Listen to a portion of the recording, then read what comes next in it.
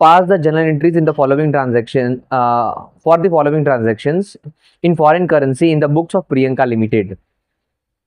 Means Priyanka Limited हम लोग है as an Indian company. Priyanka Limited exported goods to Jerian Trading Company, Germany worth $90,000 on 10th January 2012. मतलब 10 जनवरी 2012 को Priyanka limited ने क्या किया, एक्सपोर्ट किया, करेक्ट. कितने हजार डॉलर का, $90,000 का. कहता है कि उस दिन एक्सचेंज रेट था 49.50 पैसा, मतलब हम जब कन्वर्ट करके तो 49.50 यूज करेंगे.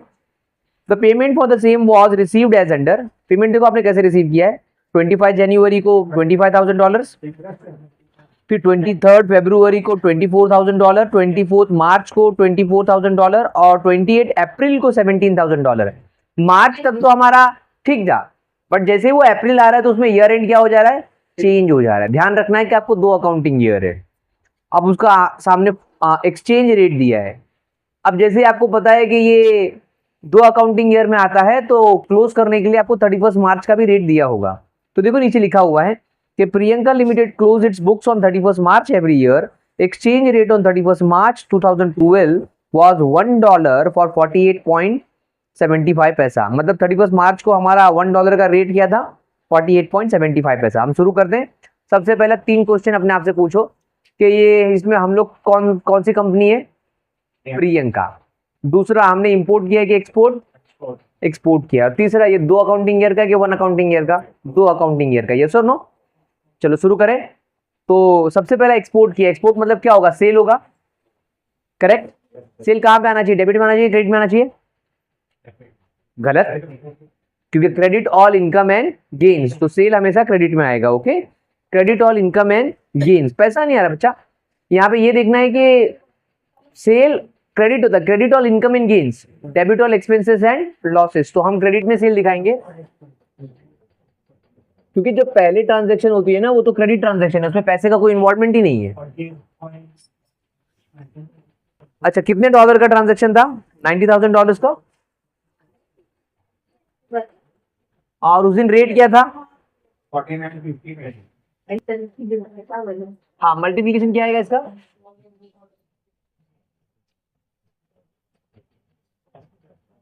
तब तक मैं डेट लिख देता हूं. ये ट्रांजैक्शन 10th जनवरी को हुई. ओके, 10th जनवरी 2014 है ना, सॉरी 12. क्या आया था, 45. 44,55,000. ये आपका सेल और नाम ऊपर डेबिट में किसका जाएगा बताओ. सामने ले रहे हैं. यस, बिकॉज हम उसको डेटर बना रहे हैं, हमारे पास पैसा अब तक आया नहीं है. तो कंपनी का नाम है जेरियन ट्रेडिंग कंपनी, करेक्ट.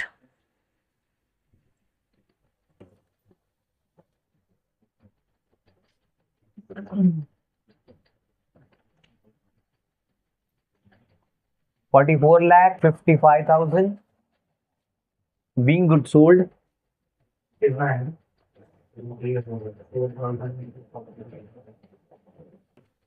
या being goods exported. चलो पहली एंट्री लिखकर हुई सबकी. आगे बढ़ो. Yes sir. ठीक है. उसके बाद देखो आपको पेमेंट रिसीव हुआ है. कब पेमेंट रिसीव हुआ सबसे पहला, 25 जनवरी. ठीक है, 25 पहले डेट डाल देते हैं, 25 जनवरी 2012. अब मैंने क्या बताया था, जब जब पैसा रिसीव होगा तो हम उसके नाम को कैंसिल करेंगे, बिकॉज उसका उतना पैसा आ गया. तो देखो यहाँ पे जेरियन कंपनी कहां पर है, जेरियन ट्रेडिंग डेबिट में, तो उसे पैसा रिसीव करेंगे तो कैंसिल कहां पे होगा, क्रेडिट में होगा. बट जब क्रेडिट करेंगे कैंसिल तो हम ऊपर कितनी लाइन छोड़ेंगे, 2 लाइन छोड़ेंगे. एक तो हमारा जो पैसा आ रहा है कैश बैंक के लिए, और एक एफईएफ का डिफरेंस रिकॉर्ड करने के लिए. इस ट्रांजैक्शन में हमको प्रॉफिट हुआ या लॉस हुआ बिकॉज ऑफ फ्लक्चुएशन. ओके,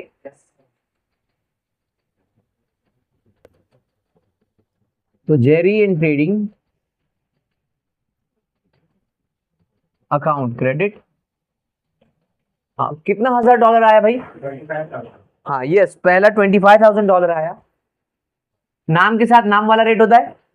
जब कभी भी आप मतलब ये कैंसिल करोगे, हम क्यों कैंसिल कर रहे हैं, बिकॉज उसका पैसा आ जा रहा है तो उतना ड्यू उसका कैंसिल हो जाएगा, बिकॉज उसने उतना पैसा पे कर दिया. $90,000 में से $25,000 पे कर दिया, तो अब उसका नाम इसलिए कैंसिल कर रहे हैं, डेबिट से क्रेडिट लेकर आ रहे हैं.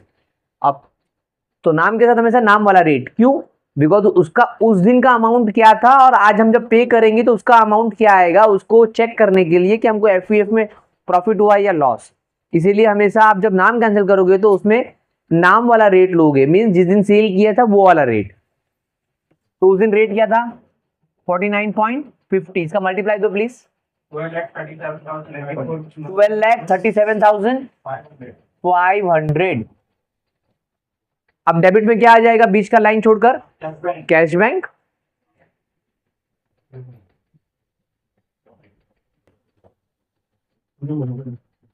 अब कितने डॉलर आए? $50,000, $25,000।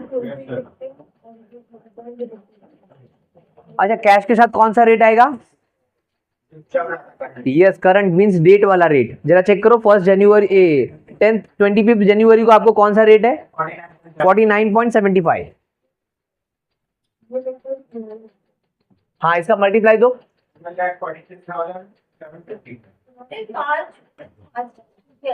अब जरा देखिए, ये रेट जो करंट रेट है वो, और ये रेट जो हमारा नाम वाला रेट था, जहां पे छोटा बैलेंस आ रहा है वहीं पर प्रॉफिट और लॉस निकलेगा। कहां पर छोटा बैलेंस आ रहा है? क्रेडिट में। Very good. कितना अमाउंट आ रहा है?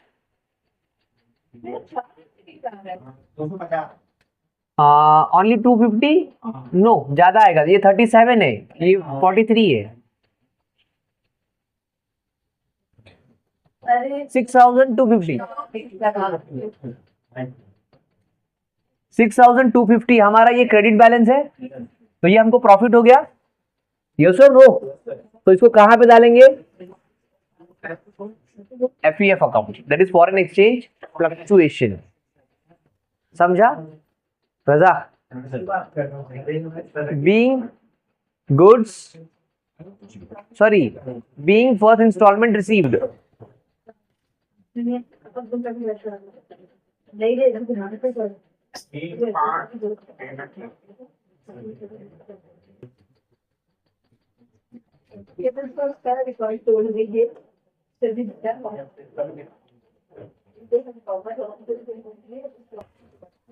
अब उसके बाद आगे बढ़ो। ओके, 23 फरवरी।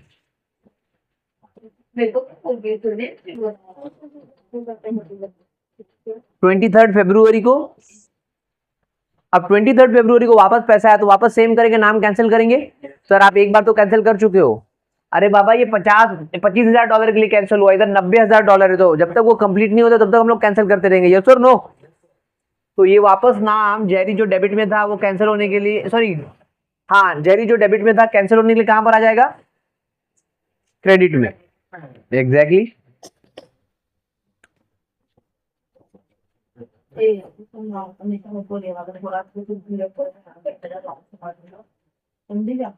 कितने $1,000 आए? यस, $24,000। नाम के साथ नाम वाला रेट, इट मींस 49.50। इसका मल्टीप्लाई दो।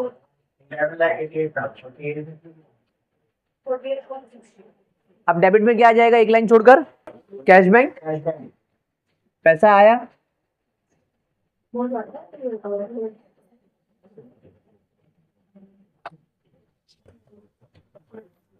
अब जो 24,000 आपको डॉलर्स आया है उसका नया रेट होगा उस दिन का 48.90।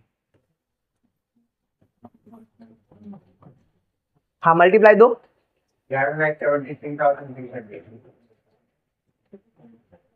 अब जाहिर सी बात है कि आपको समझ में आ रहा है कि 11,73 इज स्मॉलर, तो वहीं पर आपका डिफरेंस निकलेगा एफईएफ का।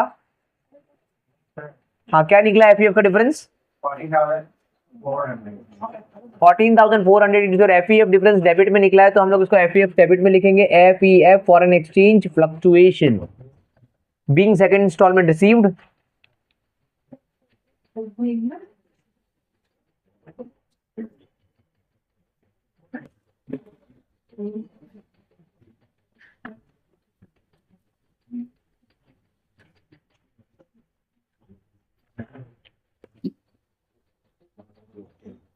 कभी भी आने का कोई टाइम टेबल है आने का कि नहीं आने का है? हाँ, कब का आया हूं मैं देख रहा हूं।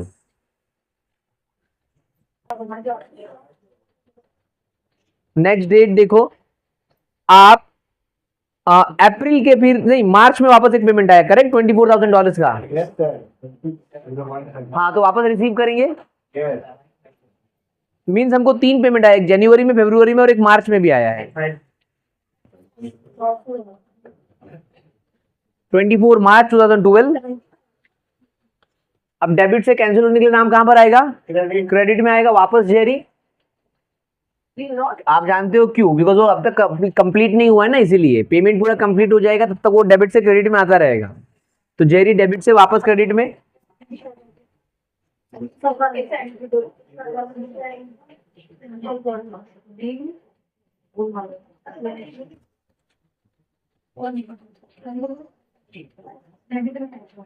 नाम के साथ नाम वाला रेट।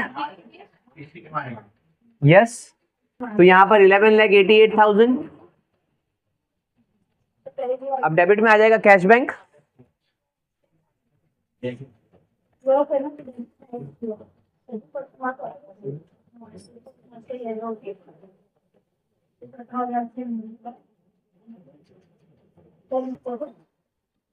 कैश बैंक में जितने डॉलर आए उतने ले लोगे, $24,000, और उस दिन का rate 48.60।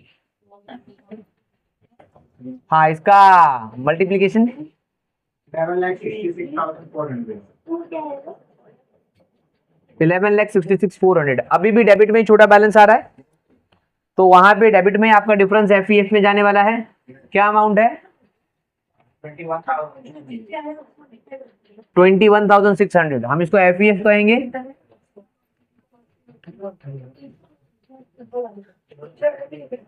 Being third instalment paid, sorry received.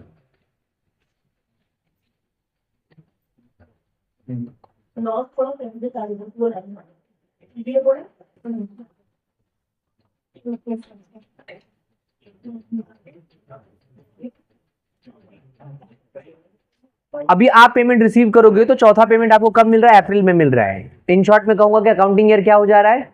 Change हो जा रहा है। हाँ, तो आप सबसे पहले कभी भी जब अकाउंटिंग ईयर चेंज होता है तो आपको क्या करना पड़ता है? 2 एंट्री कंप्लीट करनी पड़ती है। सबसे पहले हम एफईएफ का डिफरेंस निकालेंगे कि हमको अगर मान लो 31 मार्च को अगर हम पेमेंट करते तो हमको प्रॉफिट होता है या लॉस होता बचे हुए डॉलर्स के लिए, और उसके बाद वो एंट्री करने के बाद हम लोग एफईएफ का अकाउंट क्लोज करेंगे। तो कितनी एंट्री आने वाली है? 2। सबसे पहले कौन सी मारेंगे?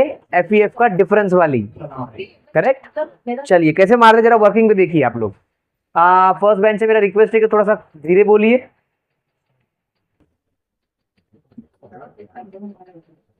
हम एफईएफ का डिफरेंस की एंट्री मार रहे हैं, तो सबसे पहले हम लोग वो रेट लिख देंगे जिस दिन हमने सेल किया था। एफईएफ का डिफरेंस की एंट्री का लॉजिक क्या है कि हम ये देखते हैं कि 31 मार्च को अगर हम पेमेंट रिसीव करते या पे करते तो हमको उस रेट के हिसाब से प्रॉफिट होता या लॉस होता।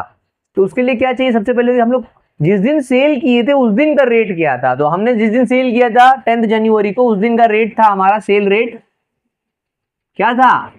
49.50. करेक्ट, 49.50। अब ये देखेंगे कि क्लोजिंग रेट क्या है। क्लोजिंग मतलब 31 मार्च वाला रेट। ओके, 48. हाँ, तो वहां पर है 48.75। अब जरा सुनिए, चलो बताइए प्रॉफिट हुआ कि लॉस हुआ? लॉस हुआ। कैसे लॉस हुआ?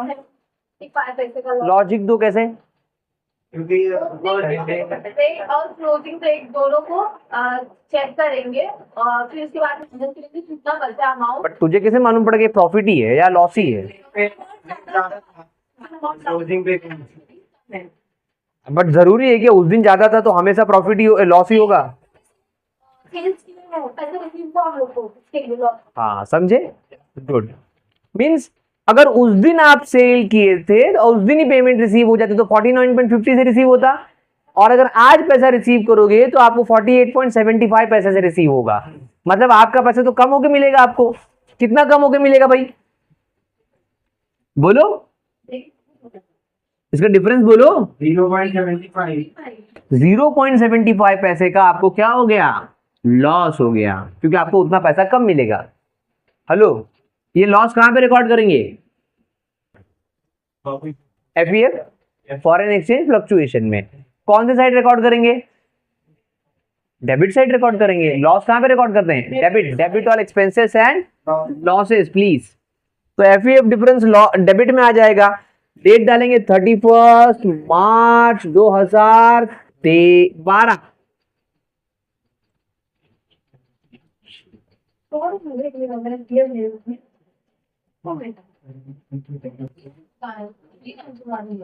अच्छा, नाम किसका लिखेंगे? सामने आ जाएगा। Yes, that is very good. Jerry and trading.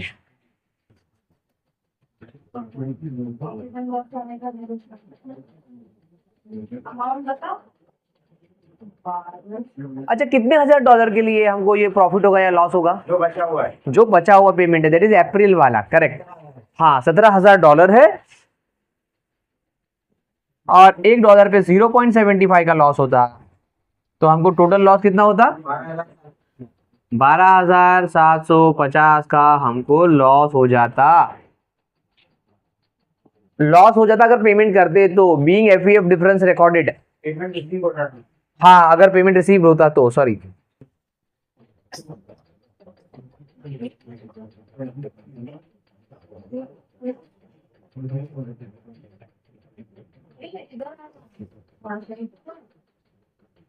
Gupta ji, आप लेट आए हो तो आप अपने हाथ से सम सॉल्व करना चालू कर दीजिए, अभी समय व्यर्थ ना कीजिए।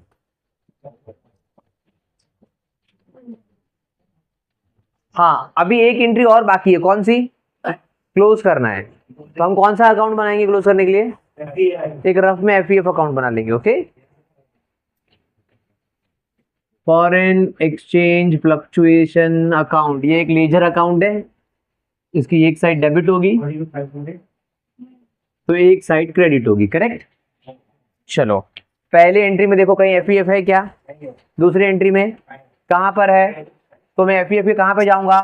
क्रेडिट में। नाम किसका लिखूंगा? दैट इज सामने वाला, मतलब क्रेडिट में तो कौन सा? डेबिट वाला।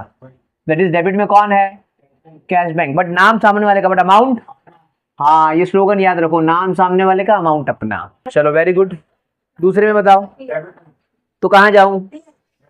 हाँ, एफईएफ के डेबिट में नाम, that is Jerry and trading. Amount अपना, यस 14,400। उसके बाद तीसरी एंट्री में डेबिट में ही है तो वापस सामने जेरी है, बट अमाउंट अपना 21,600। और लास्ट एंट्री में एफईएफ कहां पर है? वो भी डेबिट में ही है, तो डेबिट में जाएंगे, नाम वापस जेरी एंड ट्रेडिंग और अमाउंट अपना। हाँ प्लीज अब जरा टोटल कीजिए, तो डेबिट का बैलेंस बड़ा है।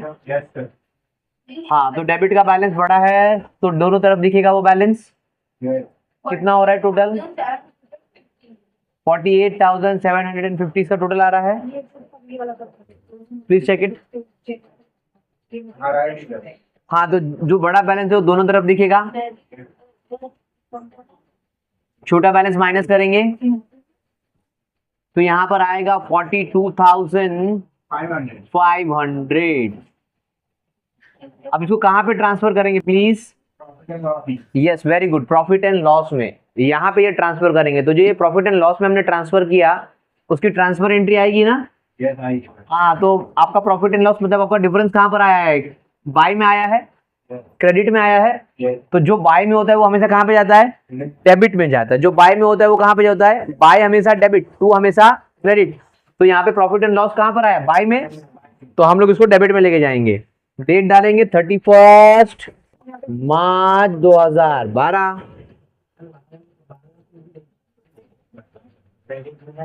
हाँ, वैसे भी कर सकते हैं।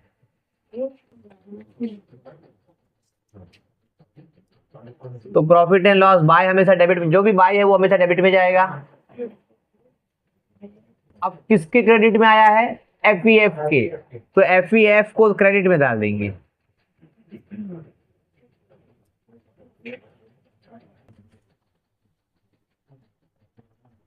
Being profit and FEF transfer to, बोलो यस।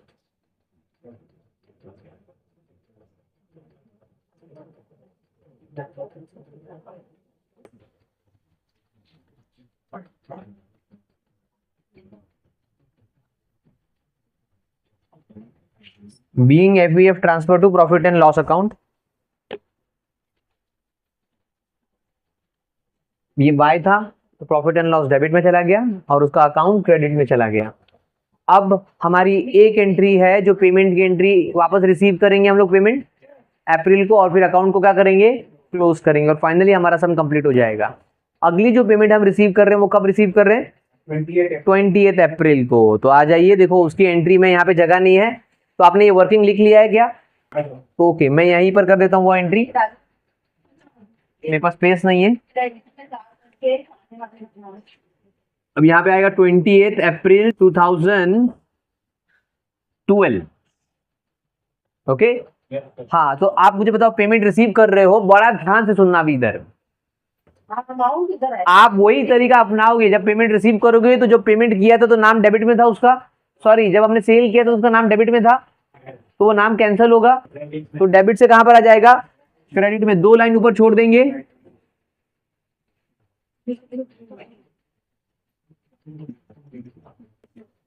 कितने हजार का पेमेंट आ रहा है, $17,000 का पेमेंट आ रहा है। और अब नाम के साथ नाम वाला रेट लेते हैं, ये भी कराते हैं क्या? नॉर्मली ऐसे ही लेते हैं जब तक कि अकाउंटिंग ईयर क्लोज नहीं होता, बट जब अकाउंटिंग ईयर क्लोज हो जाता है तो अभी नाम के साथ नाम वाला रेट नहीं लेंगे। अभी कौन सा रेट लेंगे, क्लोजिंग वाला, वेरी करेक्ट। अभी आपका नाम के साथ नाम वाला रेट कौन सा बन जाएगा, क्लोजिंग वाला रेट बन जाएगा, नहीं कि ये वाला रेट लेंगे। अब जो 31 मार्च को रेट आया था वो था, तो 31 मार्च को हमारा रेट क्या आया था, यस 48.75। प्लीज मल्टीप्लाई करो इसका, 750 तो 1,28,750, 8 लाख सॉरी 8,28,750। डेबिट में 2 लाइन है हमने छोड़ी है, तो पहला एक लाइन बीच में छोड़कर क्या आ जाएगा, कैश बैंक। क्रेडिट में आएगा ना, अरे ये हम $17,000 रिसीव कर रहे हैं। अब कैश के दिन जो रेट था वो तो वही आएगा, क्या था 48.90। हाँ क्या आ रहा है,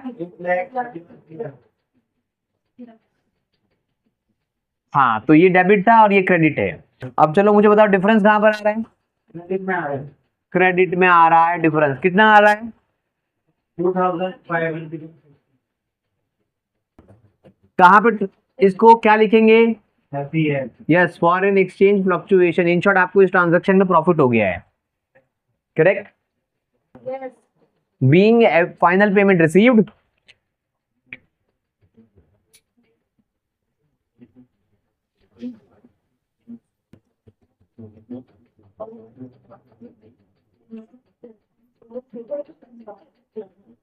अब आप यस जब भी अकाउंटिंग ईयर आप ओपन करोगे, नया अकाउंटिंग ईयर आ गया तो क्लोज भी करना पड़ेगा। उसमें आपका एफईएफ कहाँ पे ट्रांसफर होने वाला है, प्रॉफिट एंड लॉस में।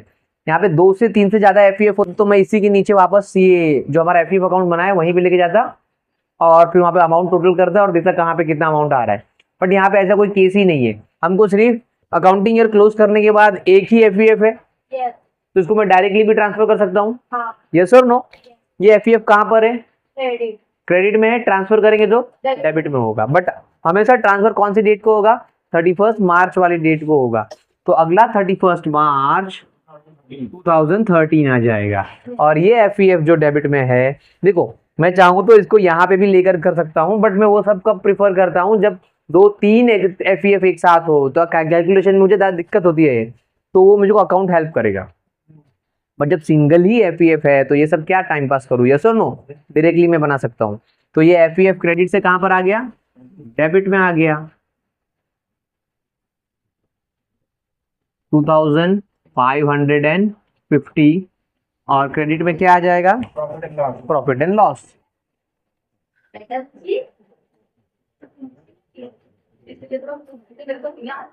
बीइंग